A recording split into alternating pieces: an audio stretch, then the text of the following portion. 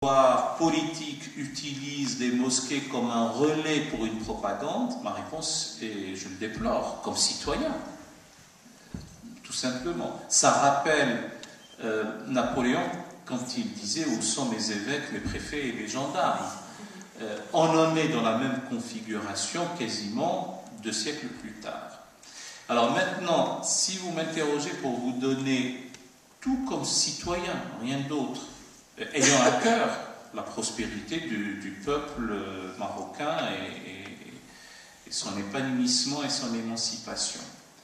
Cette constitution-là a fait quelques pas énormes par rapport à ce qui préexistait. Elle a endurci certains points, mais tout de même avoir un cumul de ce qu'on appelle en termes techniques du principat et du pontificat, ça n'a pas de sens. C'est-à-dire avoir le commandeur des croyants qui est aussi chef des armées, qui a la capacité, pas seul, de dissoudre le Parlement, tout ça relève d'un certain bricolage, voire d'un certain rafistolage par rapport à ce qu'on a appelé la monarchie exécutive. Donc on a créé une catégorie de ce que nous connaissons, une sorte d'ovni de type institutionnel politique qui n'existait pas avant.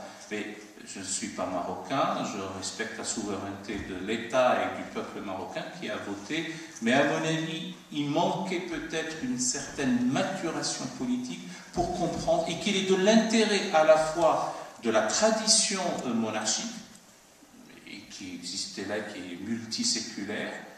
Il y va de son intérêt de ne pas trop se coltiner, si je puis dire, la gestion du réel dans la cité. Ça aurait été mieux, mais bon, et laisser le Premier ministre, chef de l'exécutif, émanant de la majorité selon la volonté populaire.